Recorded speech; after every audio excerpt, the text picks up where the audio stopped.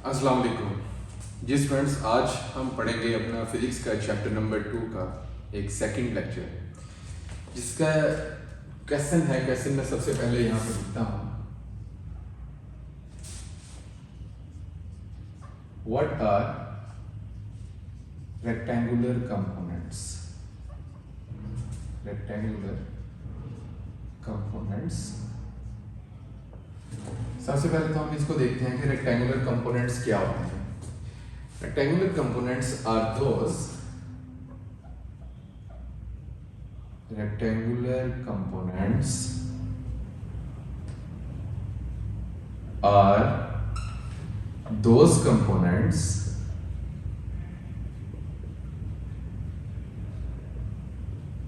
which are at right angle to each other.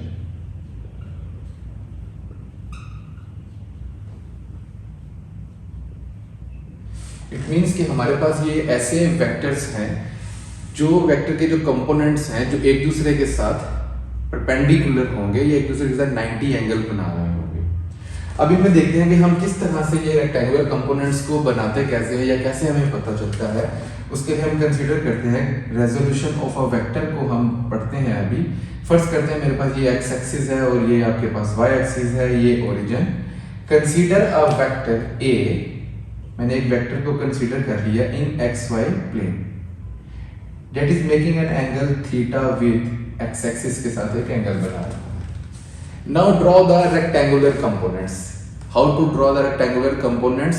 We have to draw a projection of vector A on X axis. हमें एक projection draw करना पड़ेगा। जिस तरह से एक वेक्टर ए है, मैंने इसका प्रोजेक्शन मींस एक परपेंडिकुलर ड्रॉ करना है, जो कि मैंने ये एक्स एक्सिस के ऊपर भी ड्रॉ कर दिया, और इसी तरह से इसको मैंने वाई एक्सिस के ऊपर भी ड्रॉ कर दिया। अभी हम सिर्फ रेक्टेंगुलर कंपोनेंट्स की बात कर रहे हैं, मैं सिर्फ आपको वो बनाना सिखाना चाह रहा हूँ। तो मैंने दो प्रोजेक्शन ड्रॉ किए। अब जब मैंने प्रोजेक्शन ड्रॉ किए, प्रोजेक्शन मींस आसान अल्फाज में कि एक वेक्टर के मैंने वो हिस्से पार्ट्स ढूंढने हैं जो कि परपेंडिकुलर हैं एक दूसरे के साथ। तो आपके पास एक कंपोनेंट बनेगा, एक यहाँ से लेके यहाँ तक एक वेक्टर बनेगा जिसकी डायरेक्शन है अलोंग द एक्स एक्सिस। तो मैं इसको एक वेक्टर का क्या कह सकता हूँ, ये वेक्टर का वो वाला कंपोनेंट है जो अलोंग एक्स एक्सिस है, जिसे हम लिख सकते हैं ए एक्स।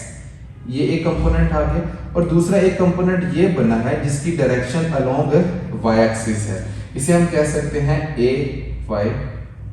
अब आपके पास ये दो कंपोनेंट्स बन गए हैं, वेक्टर ए के दो components, and the process of components is known as resolution of a vector. It means हमने एक वेक्टर को रिजॉल्व किया है into their rectangular components, तो इस प्रोसेस को हम कहते हैं resolution of a vector। ये भी शॉर्ट क्वेश्चन में पूछा जा सकता है। अब देखिए, ये दो बनने वाले दो कंपोनेंट्स हैं, एक ए एक्स और दूसरा ए वाई, क्या ये आपस में परपेंडिकुलर हैं? क्योंकि हम रेक्टेंगुलर कंपोनेंट्स उनको कहेंगे which are at right angle to each other or perpendicular to each other। तो चेक करते हैं कि क्या ये दोनों परपेंडिकुलर है। तो देखें, एक ए एक्स और ए वाई, इन दोनों के दरमियान में जो एंगल बन रहा है वो 90 डिग्री एंगल आ रहा है, जिसे हम कह सकते हैं कि ये दोनों वेक्टर्स जो कंपोनेंट्स हैं, ये रेक्टेंगुलर कंपोनेंट्स हैं। ये शॉर्ट क्वेश्चन आपसे पूछा जा सकता है, व्हाट आर रेक्टेंगुलर कंपोनेंट्स। अब हमारा इसी से रिलेटेड ही मेन जो हमारा टॉपिक है आज का, वो है एक लॉन्ग क्वेश्चन के तौर पे क्वेश्चन पूछा जाता है। उस क्वेश्चन की स्टेटमेंट है आपके पास, what are rectangular components and determine a vector from rectangular components। इस क्वेश्चन का एक पोर्शन तो हमने अभी सीखा है, व्हाट आर रेक्टेंगुलर कंपोनेंट्स। इसके बारे में तो हमें आइडिया हो गया कि रेक्टेंगुलर कंपोनेंट्स क्या होते हैं, those components which are perpendicular to each other. अब हमने नेक्स्ट काम करना है, and determine a vector from its rectangular components. अब हमने एक वेक्टर को डिटरमाइन करना है उसके रेक्टेंगुलर कंपोनेंट से। तो इसका प्रोसेस भी वही है जो मैंने अभी डायग्राम बनाई, वही डायग्राम भी अब यहाँ पे भी बनाएंगे। उसके लिए हम यही करते हैं, consider a vector A in xy plane, making an angle theta with horizontal और with x axis। ठीक है, ये जो हमने अभी कंसीडर किया है उसी चीज को ही मैं आपके सामने इन द फॉर्म ऑफ डायग्राम भी साथ साथ ड्रॉ करता हूं। ये सामने आपके पास x एक्सिस है, ये आपके पास y एक्सिस है, और हमने ये एक्स वाई का प्लेन बन गया, और हमने इसी प्लेन के अंदर एक वेक्टर को कंसीडर किया है और उस वेक्टर का नाम हमने दिया है, वो है vector a, that is making an angle theta with x axis. जो मैंने किया वो भी यहाँ पे लिख दिया है। अब हमने इस वेक्टर के रेक्टेंगुलर कंपोनेंट्स ड्रॉ करने हैं जो भी हमने सीखे हैं। Now draw the rectangular components of vector a by drawing projection on x axis and y axis. तो हम यहाँ पे लिख देते हैं for rectangular components, now draw the projection, और अब इसको कह सकते हैं हम परपेंडिकुलर भी एक ड्रॉ कर सकते हैं। तो draw the projection of vector A on x axis and y axis. अब यही प्रोजेक्शन x एक्सिस पे भी ड्रॉ करें और y एक्सिस पे भी। आइए साथ करते हैं। मैंने ये प्रोजेक्शन ड्रॉ किया बिल्कुल स्ट्रेट में और मैंने इसे डॉटेड लाइन से रिप्रेजेंट कर दिया है। मैंने x एक्सिस के ऊपर जो प्रोजेक्शन ड्रॉ किया इस पॉइंट को मैं रिप्रेजेंट कर देता हूं m के साथ। ये जो पॉइंट है मेरे पास, ये आपके पास P पॉइंट है। x के ऊपर प्रोजेक्शन ड्रॉ किया और इसी तरह से मैंने y एक्सिस के ऊपर भी प्रोजेक्शन ड्रॉ कर दिया और इस पॉइंट को मैंने मेंशन कर दिया n के साथ। अब यहाँ पे जो हमने प्रोजेक्शन ड्रॉ किया है उसी ही चीज में साथ साथ भी लिख रहा हूँ और आपकी वो थ्योरेटिकल पोर्शन जो है वो बन जाता है डायग्राम के साथ साथ। On x axis and y axis which represents the line, आपके पास जो लाइन है OM and ON respectively।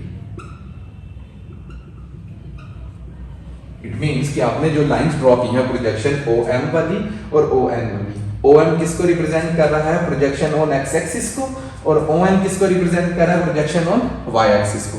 अब इनके हम नाम लिख लेते हैं। जिस तरह से OM जो है वो आपके पास कौन सा कंपोनेंट बनता है, अलोंग x एक्सिस के ऊपर जो आपके पास कंपोनेंट बन रहा है उसे हमने क्या नाम दिया था कि वो है आपके पास AX। ऊपर में वेक्टर का साइन लगा देता हूं। अब इसको AX वेक्टर फॉर्म में भी लिख सकते हैं, इसकी दूसरी फॉर्म भी हम लिख सकते हैं AX। वेक्टर A की x उसका कंपोनेंट है और साथ अगर इसका यूनिट वेक्टर लिख दें I, that is represents the direction along x axis. आपको पता है एक वेक्टर के अंदर उसकी मैग्नीट्यूड और उसकी डायरेक्शन दोनों चीजें होती हैं। तो मैंने उसी चीज को एक्सपेंड करके लिखा है ताकि हम ये भी साथ सीख लें कि AX इस वेक्टर की मैग्नीट्यूड है और I उसकी डायरेक्शन को रिप्रेजेंट कर रहा है। जिसको आप क्लोज करें और AX के ऊपर वेक्टर का साइन लगा दे तो ये वेक्टर क्वांटिटी को ही रिप्रेजेंट कर रहा है। बिल्कुल इसी तरह से अगर ये OM जो है वो AX के इक्वल है तो ये जो ON y एक्सिस था और ये वाला पोर्शन भी दोनों पैरेलल है, तो मैं इसको नाम दे देता हूं कि ये आपके पास AY है। अगर ये AY है तो आपके पास ये वाला भी AY ही है क्योंकि ये दोनों लाइंस आपस में क्या है, पैरेलल है। अगर ये वाला AX है तो ये ऊपर वाली भी लाइन जो है ये AX को ही रिप्रेजेंट कर रही है।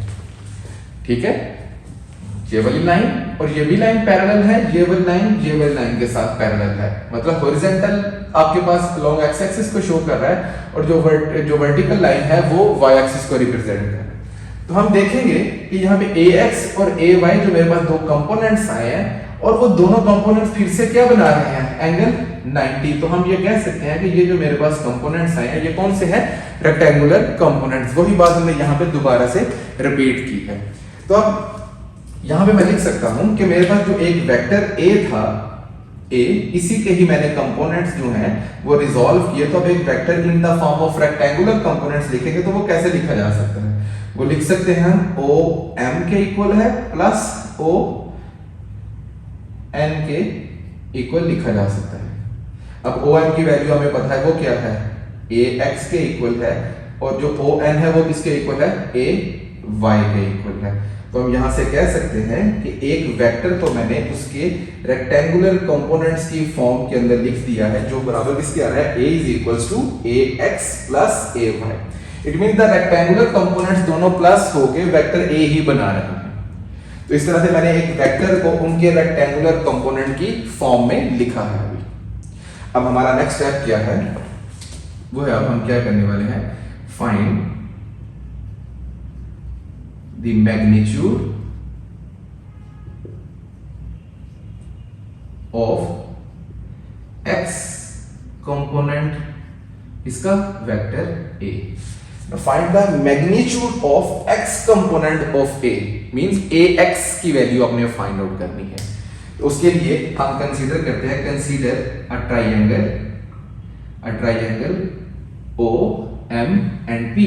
इसको आप राइट एंगल ट्राइंगल भी कह सकते हैं। हमने एक ट्राइंगल कंसीडर की और इसके अंदर मैं cos की वैल्यू फाइंड आउट करता हूं, cos थीटा।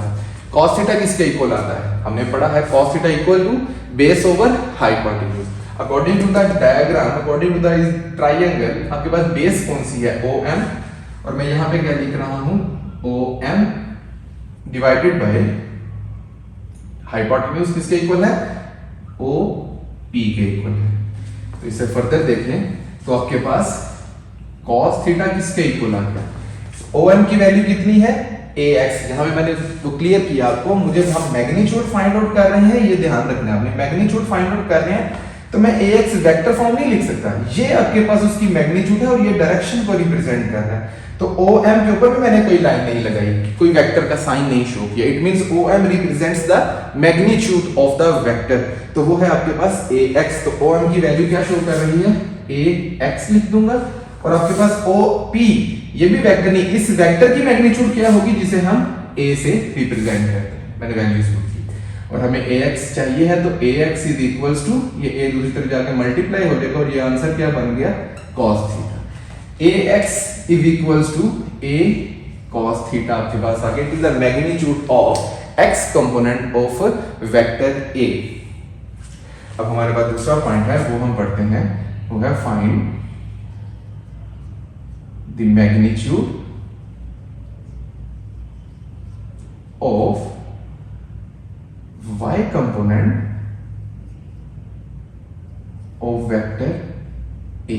अब हमने y कंपोनेंट फाइंड करनी है, फिर से हमारे पास राइट एंगल ट्राइंगल वही है OMP, और इसके अंदर हम अगर साइन थीटा की वैल्यू निकालें तो वो किसके इक्वल होता है, आपको पता है परपेंडिकुलर ओवर बेस के इक्वल होता है। तो इस ट्राइंगल में परपेंडिकुलर क्या है, MP, it is a perpendicular, और हाइपोटेन्यूज क्या है आपके पास OP। तो हम यहाँ पे लिख लेते हैं MP divided by OP, and sine theta is equals to, MP is equals to AY and OP is equals to A। यहां से हमने AY की वैल्यू फाइंड आउट करनी है, तो वो किसके इक्वल आएगी, A साइन ऑफ थीटा। तो यहां से आपके पास the magnitude of y component भी किसके इक्वल आ गई, AY is equals to A sine theta. अब यहां पे इंपॉर्टेंट चीज याद रखें, आपके पास कोई भी वेक्टर है, for example velocity is a vector quantity. अब वेलोसिटी की x कंपोनेंट की बात करें तो वो कैसे लिख सकते हैं, साथ हम वो भी देखेंगे। ये मैं साइड पे आपको सिर्फ समझा देता हूं। फॉर एग्जांपल वेलोसिटी का x कंपोनेंट हम लिख सकते हैं v cos थीटा, और अगर वेलोसिटी का y कंपोनेंट लिखना हो तो वो क्या होगा, v sin थीटा। इसी तरह किसी भी वेक्टर क्वांटिटी के हम x एंड y कंपोनेंट्स को इस तरह से लिख सकते हैं, जैसे हमने ये जनरल लिखा ay equals to a sin theta के। क्लियर हो गई बात। अब हमने करना है determine of a vector from its rectangular components. तो हम यहां पे लिखेंगे determination of vector A from rectangular components. अब इसके लिए हमारे पास हम एक यूज करते हैं फिथागोरस थ्योरम, हम लोगों ने पहले भी पढ़ा हुआ है, बाय यूजिंग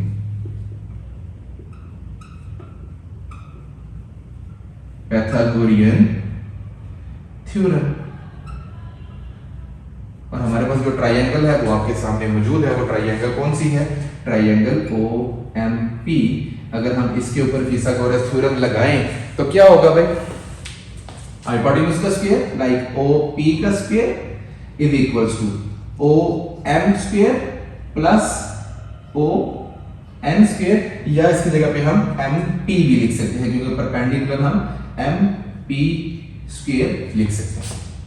अब ओ पी किसके इक्वल है हमारे पास, ए के इक्वल है इसका स्क्वायर, ओ एम किसके इक्वल है, ए एक्स का स्क्वायर, और एम पी किसके इक्वल है, ए वाई का स्क्वायर, और ये मेरे पास ये वैल्यू आ गई, A square is equal to A X square plus A Y square. मुझे वैल्यू चाहिए है वेक्टर ए की, मैग्नीट्यूड की, ए चाहिए है मुझे, तो मुझे क्या लेना पड़ेगा यहाँ पे स्क्वायर रूट। डिफरेंशियल सॉल्व कर लिया है, इरेज कर देते हैं। वो जो आपके पास आया मैं यहाँ पे दोबारा से लिख रहा हूँ, we know that A square is equals to A X square plus A Y square.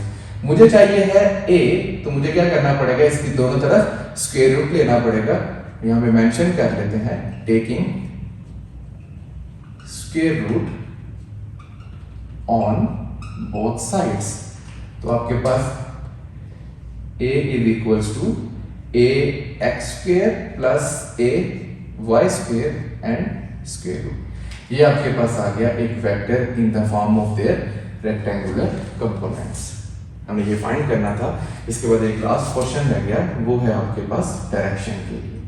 Find the direction of vector ए। यहाँ पे एक और कॉन्सेप्ट भी देखें, what is the direction means.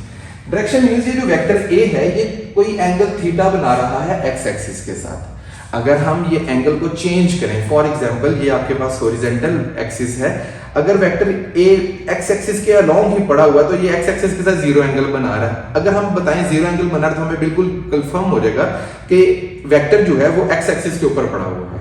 अगर वो 1 डिग्री एंगल बनाएगा तो थोड़ा सा ऊपर आएगा, एंड 2 3 4 5 ऐसी तरह से अगर एंगल को चेंज करते जा रहे हैं तो ये जो वेक्टर ए की डायरेक्शन है वो भी चेंज होती जा रही है। इट मींस दैट डायरेक्शन जो है वो डिपेंड कर रही है angle between vector A and x axis के ऊपर। मेन चीज ये है, इसीलिए मैंने लिखा डायरेक्शन ऑफ वेक्टर ए कैसे फाइंड करेंगे। उसके लिए हमारे पास फार्मूला है कि हम इसी ट्रायंगल के अंदर tan थीटा फाइंड करते हैं, और tan थीटा क्या होता है, परपेंडिकुलर ओवर बेस। अब ट्रायंगल के अंदर परपेंडिकुलर कौन सा है, ये परपेंडिकुलर है, और उसकी वैल्यू कौन सी है, ए वाई। मैग्नीट्यूड ही लिखनी है तो वेक्टर नहीं लिखना। A Y divided by A X. It means the magnitude of Y component of a vector divided by the magnitude of X component of vector A. और अगर हमने थीटा की वैल्यू ही तो फाइंड करनी है तो tan दूसरी तरफ जाके क्या हो जाएगा, tan inverse is equals to A Y over A x.